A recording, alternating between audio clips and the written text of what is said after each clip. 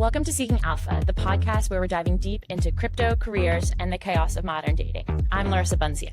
And I'm Lindsay Poss. Together, we're two women who somehow found themselves at the intersection of crypto Twitter, Silicon Valley, and Tinder. All right, welcome back, bitches and ladies. Here we are from the throes of my apartment building and Lindsay's rental home.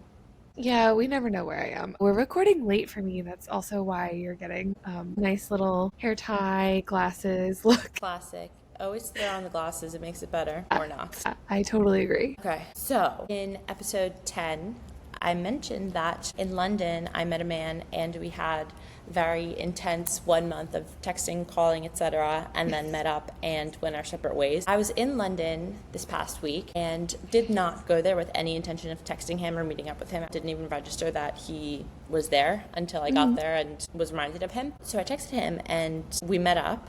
Shocker. Because I did not think that he would, one, return my text, or two, agree to meet up. This was like towards the end of my trip that I texted him. He was going to be in London for an hour that day before getting on a bus to like somewhere. So we met up at the train station at a champagne bar, and I show up like super sweaty, like because he only had an hour and I was coming from something else, and that train station is fucking huge. I see him and I'm like, I'm really sweaty, and he was like, it's okay, I feel tense too. And I was like, bitch, the only thing that's tense here about me is the fact that I just hauled ass here for 30 minutes. Yeah, he may have misinterpreted that one a little bit. Yeah. So I'm like, I'm surprised that you agreed to meet me. And he's like, why wouldn't I? I was so happy to hear from you. And I'm like, oh, I don't know, because we haven't spoken since November. And nothing. He sort of half ghosted-ish, kind of? Yeah. It was weird. It ended like we had plans to hang out all the time that I was in London, but we hung out the first night, and then the next day our plans fell through, and then I never texted him, he never texted me after that. And so I said to him, this is strictly curiosity, but I need to know what the deal breaker was on your end, because I obviously know from my perspective why I didn't want to see you, but I have no idea why you didn't want to see me. And he was like, there was no deal breaker. I was having a really intense family time, especially that weekend, and this was the worst part. His eyes started welling up with tears, and throughout the conversation, they welled up 6+ times. His eyes, like he is going through some things. His eyes got all red and whatever. And I was like, bitch, if you shed one of those, I'm taking this champagne bottle and leaving, because that is not what I thought. Like, I wanted him to give me, like, I had something in my teeth. He didn't like how much I was working. Like, I don't know. I was like, okay, I'll go first. I didn't like that you let me split the bill. And he was like, you offered to split the bill. And I was like, yeah, because I didn't think you would accept. But you can't do that. That's a game. I don't like that. Well, I was doing it out of politeness. Because yeah, but you have to, like, don't be just polite for no reason. That's confusing. Okay, fair. 9 times out of 10 I would agree with you, but it's like awkward when the waiter comes with the bill and I'm not just gonna like sit there like expecting him to pay, but I also don't want to pay. And so anyway. No, you can't play the game. Okay. I'm always like, I'm very upfront. I'm like, listen, I would love to let you take care of me if that's the thing that you want to do. If not, I'm fine splitting the bill. Okay. I'm gonna continue playing the game, but I respect your perspective on this. No, because it's confusing. Like, I don't like that. I don't like that. Normally, I'm very anti-game, but like, I'll offer to split the bill. That's as many games as I will play. And so I went full anthropologist, was like, I am Jane Goodall. You are the monkeys. Do something. And he fumbled and gave me nothing. And so I have nothing interesting to report. Most importantly, I learned that it is not moe, it is moet, because it is not French, it is Dutch. Okay, well, I still want to call it moe because it sounds nice. Anyways, I have no appropriate segue, but I want to talk about Roblox. Okay, enlighten me, because I know nothing about Roblox other than it is a gaming thing. So it's basically a platform where folks can go in and develop their own games, and you can play them all on Roblox. So it's like a universe more than just a gaming platform. So the first thing is that Roblox isn't like one game, it's a bazillion games. So you create a character, log on to this universe, and then you can go and create and play games in that universe. So like Neopets kind of, but you couldn't create games on Neopets. Correct. Yes, but there's a lot of different things that happen in there. So Roblox provides that base infrastructure for gaming experiences, and then developers come in and build games on Roblox. They use its engine, its economy, and its distribution services. I was like, this sounds like a layer one. So the reason why I was thinking about Roblox is because I was at this family barbecue of friends out in Southern California, and the youngest child was playing a game called Steal a Brain Rot, which is how I got to learn about the fact that all of the TikTok weird brain rot stories have actually made it over onto Roblox to create this huge game. Sometimes there's up to 5 million concurrent players. And the whole game is basically run around and you try to beat up people and you try to steal their brain rot from them. Brain rot characters include such things as Skibbity Toilet, Ballerina Cappuccina, and a character called Tung Tung Tung Tung Tung, Five Tongues, who was once in a relationship with Cappuccina Ballerina, but then left her and cheated on her. And Did he burn one of his tongues I hope so. on her cappuccino? Anyways, it was wild to see this feedback loop in action of weird TikTok cultural brain rot trends and then this gaming platform getting involved and like someone just building that thing over there and then it feeding into this massive game that like went viral on TikTok with kids literally crying over losing virtual characters. There's like a whole economy built in, all of this stuff, but it reminded me of meme coins. I was like, oh my Mm. God. Roblox has the layer one where people can build apps, and they have a meme coin launcher that is TikTok. How crazy! So Roblox is Ethereum for 12-year-olds. Yeah. But the thing is, Roblox has done more onboarding. This is actually what made me think about this because we talked so much about the onboarding problem and like people don't get crypto, blah, blah, blah, blah, blah. So this is effectively a layer one. But this one has 380 million active users, 89 million daily active users, 2.5 million active developers across 170 plus countries, 40 million plus in games and experiences available on the platform, and generated 3.6 billion in revenue in 2024. Okay, that's insane. So 89 million people need to find something better to do with their time. Oh, get over it. Everyone in this our whole economy is built on a bunch of people betting. Just let people play games, Larissa. Okay, fine, fine. Yeah, I mean, it's definitely a level up in brain rottery from Mirka Chase, which is what I used to play on Neopets. But Something like that. so are the kids using money in any way on this? Yes, there is an entire in-game economy. It's all based on Robux, which is like the currency that's used there. Robux has become like one of the most popular gifts to give kids, especially at their birthday. Like they want Robux. Robux is like an economy all on its own. It's very interesting that they haven't partnered with an L1 crypto because gaming in crypto had such a moment, It did. blockchain-based gaming. The thing is, like, Roblox never had a reason to. So developers do get paid in Robux and then they are expected to convert them over. By the way, 410 million paid to developers in the first 6 months of 2024. And I know we've talked about take rates before. So, like, take rates is like the amount a platform takes from a post or something that's created from user generated content on the platform. Instagram and TikTok, for example, have almost 100% take rate.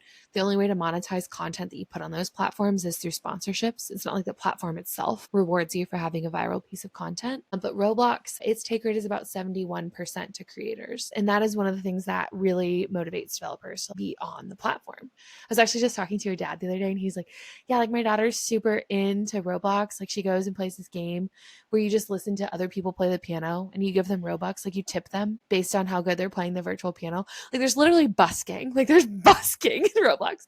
I guess every generation has their thing. I mean, why couldn't Neopets be monetized? Then I could have been a millionaire at age 12. I'm just, as someone who put Labubus on chain, I am just waiting for the Labubu economy to take off, which that's a story for another time. But I saw I did do somebody, on-chain verified Labubus.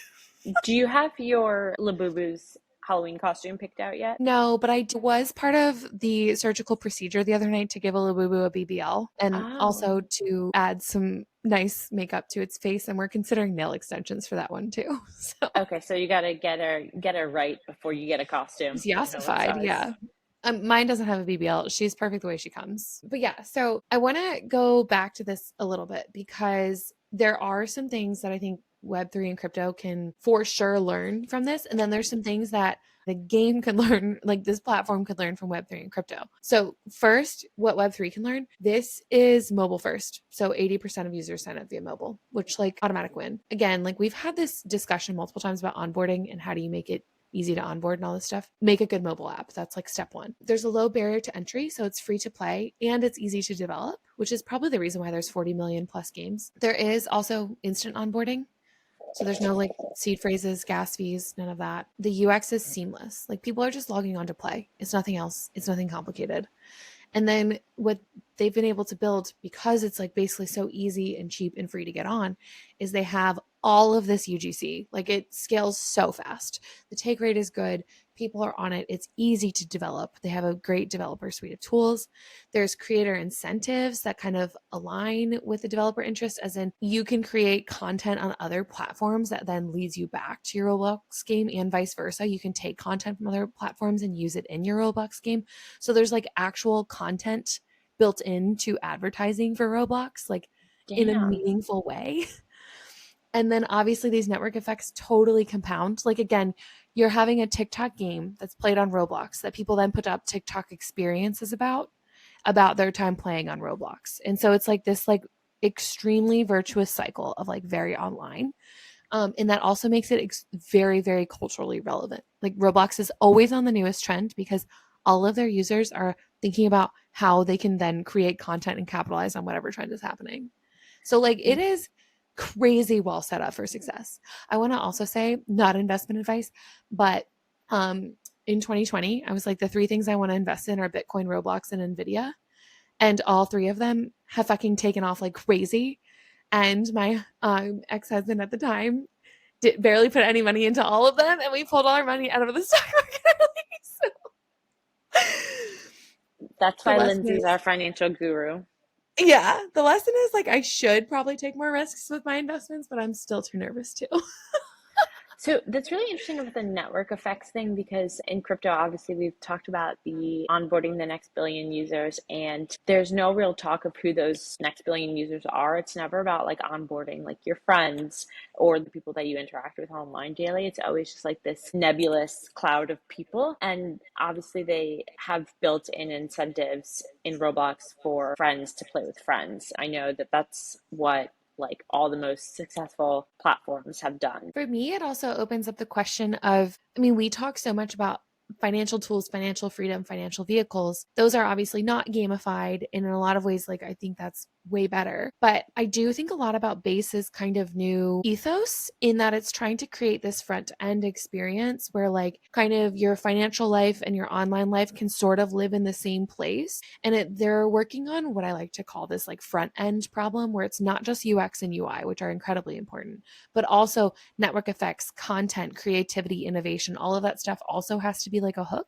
to get people using a platform. I don't know if it's going to work out. My theory is that it's not going to work out for Base, but I like that they're going more after the let's create an everything platform and create a platform that you can actually have cultural relevance with and combine that with the ability to control your financial life on that platform. It's maybe not my preferred method, but I think it's cool that they're trying, genuinely. Yeah, that's fair. I agree with you. Yeah, I think it's going to be another lost cause. I guess they're going in the right direction. They're thinking about the problem in a real way. And I do think, obviously, with gaming, in it being like in entertainment, we're talking about a social media, which is an entertainment platform, feeding a gaming platform, which is an entertainment platform as well. So, like, I see this more as competition with things like Netflix or any type of other kind of content consumption than I do with like financial tools and products, which is traditionally where crypto lives. So it's not like a one-to-one onboarding comparison for sure. But I do just think like, hey, if you make cool shit, people want to try it. Yeah. And if your kids' friends are talking about brain rot, or if your friends are talking about brain rot, stealing stuff, like that sounds fun. Well, I also like looking at the developer experience side, and like they figured out how to convert Robux into USD. And like we can't even get like a easy and clear bridge from one thing to another. Like Roblox has figured out bridging better than crypto. It's Because crazy. developers are all too busy fucking tonguing. Well, they can. They can do that. Princess Cappuccino. Yeah, ballerina and cappuccina. Or whatever. cappuccino ballerina. I'm honestly not positive. But I do want to talk about like where Roblox fails too, because I think this is instructive for Web3. So it's not a decentralized platform, which means that you do not own your data. So anything that you build lives on that platform forever. It's not like you can port it over to something else, sell it on Steam, whatever. Whole new experience. That also means you can get kicked off at any time. And you're also locked into like this single ecosystem. Like there's no, like unlike in crypto where we actually can bridge to other chains, like there's no other platforms to bridge to. Part of that is like the network effects reason, and Roblox has obviously been so successful, but like then there's things like Minecraft and all this other, like there are other closed system game economies, and they do not talk to each other, nor can they ever, because that's not how centralized control works. With that centralized control too, the platform can be banned by governments. So it actually was banned by Turkey, and there has been moderation issues on this platform. I do think that it's cool to think about them as the rails for gaming. It literally aligns fully one-to-one with how blockchain works, but it would be cool to see what those rails would look like in a decentralized environment. So what I learned from this is that anything can be a layer one, but obviously not everything is decentralized. And so really cool to see like the insights you can gain from thinking about any platform like a layer one, but also like makes me believe in the tenets of building with decentralization as a purpose, like even more. So this was a fun like So thought experiment for this week. yeah, I do believe in decentralization strongly, but in limited capacities. Like I know what you're going to say, but I need to ask this question out loud. Is the data component strong enough for a platform like Roblox to be decentralized? Because when it comes to the moderation, the getting kicked off, like if you're not doing shady shit, you shouldn't get banned. Right. And as far as like government banning, if they're compliant, That's not always true, though. I will say, with every centralized platform, there are many such cases of folks getting banned or having rights taken away from like the thing that they developed or something like that for reasons that don't make sense. And that's partially because moderation of a large centralized platform is extremely difficult. And partially because it's easier, like it is easy for that platform to have control over things that it maybe shouldn't. Those cases obviously represent a sliver of a minority, and I want to be cognizant of that. But the point is they can kick off anyone at any time for any reason. And that is a dangerous set of tools to give a centralized entity. I'm cautious about the argument that like everything should be decentralized because like, it just gets unnecessary sometimes. Absolutely. Part of the issue with a centralized server is not only from a user standpoint, but from a platform standpoint, you're the end reason for all the problems. So when we're talking about people coordinating terrorism attacks or attacks of that kind in the platform, that's Roblox's fault. Right, right. So they face those issues as well. And also when you're talking about a platform specifically built for children, yeah, I may not believe in decentralization as strongly. I think from a Yeah. developer standpoint, I believe more in decentralization, as in being able to port your stuff over and having complete ownership of the thing that you build on that platform. But I do think that the centralization of the platform and the Rails itself offers a lot of benefits, particularly when you're talking about kid stuff. So it's like a weird, there's ways of like kind of mixing these worlds that I think is really interesting. Yeah, I mean, clearly, you've got a lot to learn from Roblox. Roblox Yeah. hosts a lunch and learn or some shit. Yeah, I genuinely enjoyed like digging into this. But to segue, what I'm not genuinely enjoying is my dating life. How's yours going? Oh. Well, I wanted to highlight another story that is not specifically related to dating, but has dating components. But I was on the subway minding my own damn business. And, living in New York or any major city, you just know it's code that when a person starts acting a damn fool, you just let them and you go full British security guard, ones with the top hats, and just look straight, don't make eye contact, say nothing, whatever. And so this guy, like he had his like shit together enough to like look like he was housed and fine, but he kept waving to me. And so naturally ignored him. And then at one point, because I was seated, he like stoops his head down to my level to make eye contact where I was staring ahead and waves there. And so I did like a quick smile, look away. And then he asked for my hand. And so I instinctively, without even thinking about it and cursing myself that I don't carry hand sanitizer, gave him my hand. He was wearing like half a glove, which may have been worse. But anyway, he took my hand and started like slurping on it, like kissing, like meant to like kiss it. But like it was like the nastiest, grossest, What? gro- I can guarantee weird that is not like what I thought kiss. you were going to And so I say. snatched it away and looked away again, did nothing. Then he was calling out for me, going, Miss, Miss, from like where he was standing. And this other guy steps in. And not only Hero, is angel. he like, yes, Thank you. but he steps in with the whole like, Miss, is this guy bothering you? Are you uncomfortable? Is this okay? I'm like, no, obviously it's not fucking okay. Obviously I'm fucking uncomfortable, but just like, I'm not crying out for help. Like, I'm sitting here, I'm defending myself by ignoring him. And if it required your involvement, like, I would have looked around for help. Like, I can handle myself unless he brought out a weapon or something, in which case I got two. But he was like doing this whole performative thing, like, are you okay? Is this man bothering you? Like, blah, blah, blah. And then obviously the guy who was bothering me got into the guy's face and was flinging slurs. And then they got into it. And I was like, okay, everybody just stop. Like, Yeah. I'll see myself out of this, actually. You two handle it. Right. But it like got me thinking about the fact that like, yes, your initial reaction is true, like hero angel, to try and help and intervene, but also I think guys were harped on for so long for not doing anything that now sometimes they do too much and it's like performative almost. Like this guy clearly wanted to like be a savior, a hero type person in the situation where he could go and tell his friends like, oh, I helped this girl out on the train who was being harassed. Like, yes, I was being harassed. No, I didn't need help. It was my problem that he was slurping on my hand, and like I handled it by snatching my hand away and looking away. And had I needed help, I would have given some sort of outward signal that I did instead of just ignoring everybody around me. You know what I mean? Or maybe not. Maybe this is a contentious take. I don't know. It's not Because contentious because I get it, but I am more of a fan of just letting people have their wins, especially if it helps me out. I'm like, yeah, sure. Thank you. yeah, Thank I you for mean, fighting my battles for me. it was like the first guy was bothering me, but then the second guy who steps in and is like, Miss, is this guy bothering you? Are you uncomfortable? Can I help somehow? Like that whole thing is bothering me too. So like now both of you are bothering me. So just like bother each other and leave me out of it. Although it sounds like that's what they did. Ultimately, yeah, but both of them wanted to bother me. Right. But then they found each other, and that's true love. So Yeah. And then yeah, now they're getting married.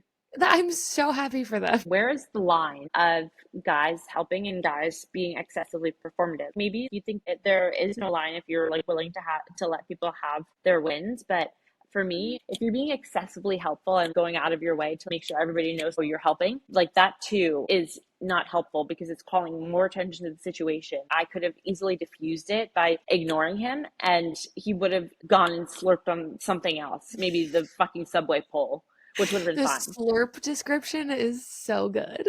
It was like on my hand. Like he was trying to kiss it, but was so misguided. God, he needs fucking technique. But I feel like it's a thing where guys will try and be now so performative about. But if it's evident that I'm not in immediate chance of being physically harmed, I want people to mind their own business. And maybe this is the New Yorker in me. That's the New Yorker in you. Um, Oh, no, no, not really. The performative stuff is annoying, but like the way that I look at those kinds of situations is if it were one of my friends that stepped off and was like acting and doing the whole like I'm an ally, I'm a feminist kind of thing. Like yes. I'd have that conversation with him, but when it's a complete stranger and they're acting like that, it's like just someone else's problem to teach that man how to read context clues. So like I'm gonna just let him get his little win and move on with my day. Like it's not your problem to solve that for him. And so it's like if it maybe diffuses the situation, great. If it makes the situation worse, then like, yeah, you gotta just get up and go to a different subway car and let them duke it out. It's hard for me to picture caring about a complete stranger. Actually, someone asked me this recently. They're like, can anyone call you a name that would offend you?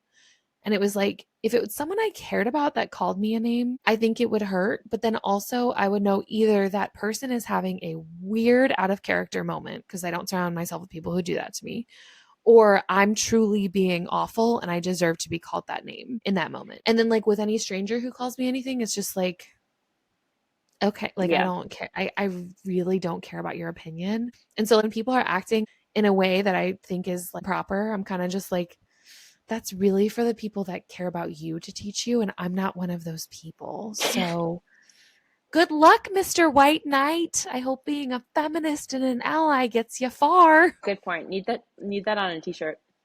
But like, if his heart was genuine and he really like wanted to help you, maybe just to help you, then like I don't want to Yeah. yuck that yum out in the world. Yeah. I mean, I would definitely never say anything. I would just passively aggressively talk about it on the podcast. Right. I feel like it is a thing though of guys trying to be this like over performative white knight, but I'm putting it out here that it needs Yeah, to it's end. funny because like every male friend that I know is like basically terrified to do anything for a woman because they're afraid of like getting accused of doing something. So that was my first thought was like, wow, he actually stepped in and helped. Like everyone I know is scared right now. They got to find a middle at some point, right? Like one day they'll get it right. Well, and like we have to find a middle too of not like criticizing every wrong, which we are not finding on this podcast. I mean, don't slurp on my hand and don't ask me if I'm all right, if I'm clearly all right. Like, my boundaries are clear. Yeah, that's true. I feel like the hand slurping one shouldn't need to be said, You know, but that's where we're at these days. in New York, you just never know. Okay, So is so that the main action you've gotten lately is hand slurping? oh, yes, unfortunately it is. No quickie in the champagne bar at the train station. Although not that I even would have wanted it, to be honest, because like I said, dead in my mind. And once I've killed somebody in my mind, there's no resurrection. I'm concerningly good at that. Your dating life, no updates? No, I dated someone on and off for a while now, and it is all the way off, and I am struggling with that like hardcore. So I did download Hinge. I lasted like a week. I talked to some people. It was nice, and then I was like, yeah, like I don't want any of these people. I want my ex. And so then I promptly deleted Hinge again. I did go to a singles event. There was no one I was particularly interested in, but I also came home being like, yeah, okay, I'm not over my ex. And so Mm. it's just been a lot of that. It's a grieving thing too. Like when you lose somebody from your life who was so meaningful to you, it's not as though, well, unless you're mean, can erase people with a magic eraser. But it is really challenging to try and see people in that same light that you once saw your significant other. Yeah, it's been real rough. I thought that like things would be easier since I have gotten a divorce. And I will say, any breakup I've ever had, and even with my divorce, like when I knew it was time for it to be over, I knew and I was ready. With this guy, I just cannot let him go. I know it's not going to work. I know it has no future. And I'm still just like, yeah, wow, maybe we try again. Like, it doesn't, like, there's no logic behind it. So usually I've never once returned to anyone. Like, when I'm done, I've been done. And it's not like I'm cutting you off or you're dead to me kind of thing. It's just like that part of my life is over. And with this one, I keep thinking I'm going to reach that point and I just can't, even though I know it's not going to work. Maybe So you got to cut him off. You got to magic eraser him. I don't know how to do that. Like, it's not like we speak at all. So I'm just full set on the yearning front. It's great. We'll talk about magic eraser techniques next time. We will. Rate the pod, send it to a friend, send us your breakup Great. stories. Give Send me us your advice. breakup stories. Yeah. Send us some shit. Oh, and if you listen this long, you should be the first to know Mhm. that what are we doing, Lindsay, on October 22nd? Live show at Pubkey in New York. Woo! So come see us live, come hang out with us. I'm so excited for that. Yes. Send us topics too. What do you want to hear about live and in person with your girls? Link, registration, details, stuff to come, but lots of exciting stuff, and we will see you guys in person in October.